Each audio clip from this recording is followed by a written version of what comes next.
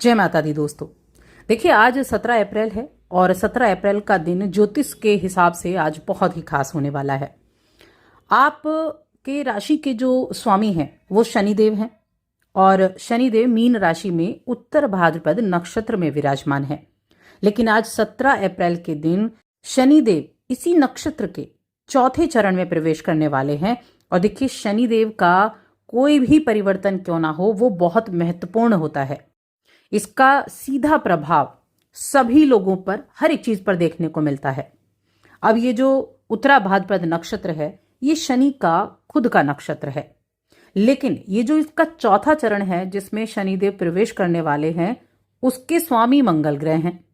यही वजह है कि जब अपने नक्षत्र में भी कोई जो ग्रह है वो रहता है तो उसका प्रभाव अलग अलग तरह से देखने को मिलता है, क्योंकि हर चरण का स्वामी जो है वो अलग होता है।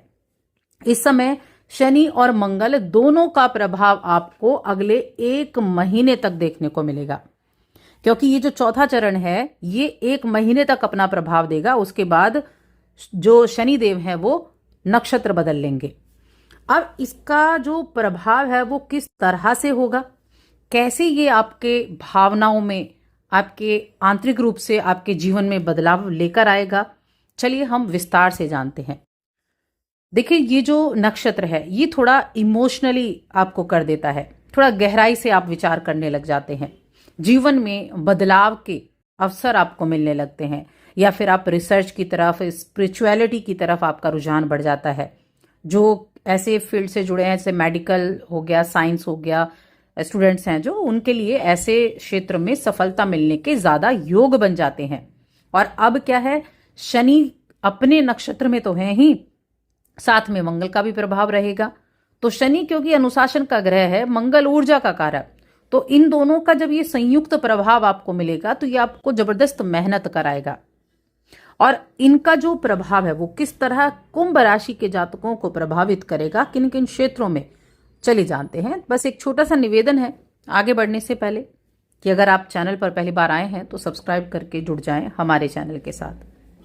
अब देखिए, आपके दूसरे भाव में शनिदेव मौजूद हैं, गुरु की राशि में। एक तरह से आप ये कह सकते हैं कि गुरु के घर में अपनी एक जगह बनाकर बैठे हैं शनिदेव। यानी कि घर तो गुरु का है, लेकिन एक ऐसा रूम ले रखा है जहां पर सारी आपकी चीजें हैं, जहां आप कंफर्टेबल रहते हैं। ठीक है, तो अब ये जो नक्षत्र है जब ये बदल जाएगा तो इसका प्रभाव पूरी तरीके से बदल जाएगा। लेकिन ये धन भाव में होकर, राशि के स्वामी धन भाव में होकर, साथ में 12वें घर के भी स्वामी हैं, ये आपको आर्थिक रूप से लाभकारी बनाने वाला है। जिसके अभी जो चौथा चरण है, मंगल जिसके स्वामी हैं, मंगल आपके करियर भाव के स्वामी भी हैं, मंगल आपके तीसरे घर के स्वामी भी हैं।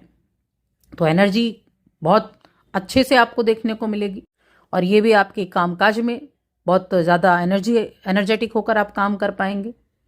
इनकम में वृद्धि के जबरदस्त योग बनने वाले हैं। आप अपने जीवन में सुख सुविधाएं भी बढ़ाने वाले हैं, क्योंकि एक तो सिचुएशन हो गई ये कि इनका नक्षत्र बदला और मंगल के नक्षत्र में आ गए, दूसरा सूर्य उच्च के चल रहे हैं, तीसरा शुक्र भी अब अपनी राशि में आपके चौथे घर में प्रवेश करने वाले हैं, जो 1 महीने का ही वक्त रहेगा। तो ये महीना हर एक ये ग्रहों की दृष्टि से, ग्रहों के प्रभाव से जीवन में सुख सुविधाओं को बढ़ाने वाला रहेगा।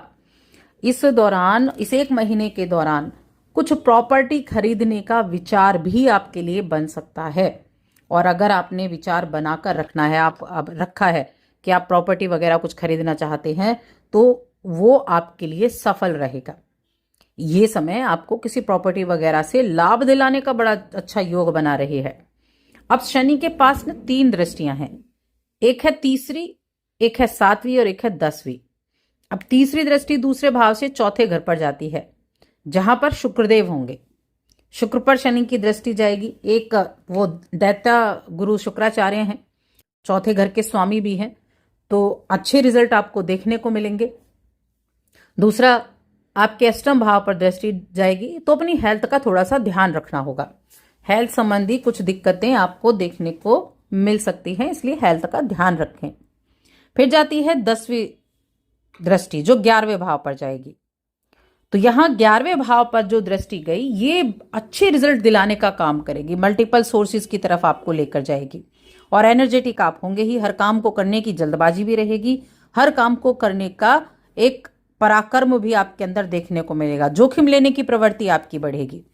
आप चाहेंगे कि कई कामों से आप जुड़ें, कई जगह हाथ पैर मारते आप दिखेंगे कि पैसे कमाने का मौका कहाँ मिल सकता है, वहां आप अपने प्रयास करते रहेंगे। और कहते हैं ना कि जब व्यक्ति प्रयास करता है तो सफलता जरूर मिलती है। और कुंभ राशि की तो ये खासियत है कि बहुत मेहनती राशि है। अनुशासन में रहकर जितना अधिक आप अपने काम के प्रति समर्पित रहेंगे उतने अच्छे रिजल्ट आपको देखने को मिल सकते हैं। ध्यान क्या रखना है, एक तो परिवार के बीच में किसी भी तरह के कटु शब्दों का प्रयोग नहीं करना है। किसी तरह के आप जब आप पूरे फैमिली के साथ बैठे हुए हों या फिर कोई प्रोग्राम वगैरह है वहां आप जाते हैं तो ऐसे अपनी वाणी पर थोड़ा कंट्रोल करना है, क्योंकि दूसरा भाव वाणी का भाव है। अगर वाणी कटु होगी तो परिवार के लोगों के साथ थोड़ा सा नोकझोंक मतभेद की स्थिति बन सकती है। दूसरी चीज है कि ससुराल वालों के साथ भी थोड़ा सा संयम से पेश आना है, उनके साथ भी कुछ नोकझोंक की स्थिति बन सकती है। यानी कुछ चीजों के लिए तो बेहतर हो गया, धन कमाने के लिए तो बेहतर है, नए सोर्सेज को ढूंढने के लिए बेहतर है, नए क्षेत्रों में काम करने के लिए बेहतर है, विदेश यात्रा के लिए भी बेहतर है कि आप विदेश यात्रा अगर आप करना चाह रहे थे या फिर आप बाहर रहते हैं तो उसके लिए भी अच्छा है।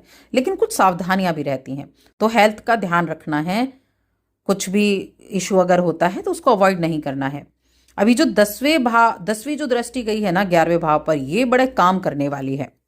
आप सामाजिक रूप से बहुत सक्रिय रहेंगे, सामाजिक रूप से काफी ज्यादा आप लोगों से मिलना जुलना और अपनी एक पहचान बनाने में आप कारगर साबित होंगे। मित्रों का सपोर्ट भी आपको मिलेगा, मित्रों के साथ मिलकर किसी काम की शुरुआत भी आप कर सकते हैं। कि आप सोचें आप कोई काम करना चाहते हैं तो मित्रों के साथ मिलकर भी कर सकते हैं, तो उसके लिए भी चांसेस बने हैं। आपके अपने बड़ों का सपोर्ट भी आपको देखने को मिलेगा। कई बार दिखता है कि नहीं, कुटुंब का कोई व्यक्ति आपका साथ नहीं देगा, परिवार का कोई व्यक्ति आपका साथ नहीं देगा, लेकिन जब जरूरत होती है तब वो आपके साथ जरूर खड़े होंगे। तो ये समय, ये 1 महीने का समय, ये जिन चीजों के लिए अच्छा है उन पर अपना फोकस आपको जरूर करना है। और जो मैंने सावधानियां बताई उसके लिए उपाय करना है। उपाय क्या करना है, आप काले चने ये गरीबों को बांटें। वैसे मैं हमेशा कहती हूँ कुछ ना कुछ दान आप समय समय पर शनिवार के दिन करते रहें। कुछ भी कर सकते हैं, चप्पलें आप दान कर सकते हैं, काले चने बांटेंगे तो बहुत अच्छा रहेगा। और साथ में अगर हलवा हो जाए तो और भी अच्छा। काले चने और हलवा ये थोड़ा सा बनाकर और गरीबों में बांट दें, प्रसाद के रूप में वितरण कर दें चाहे, तो ये आप करें। और साथ ही चैनल को सब्सक्राइब कर लें।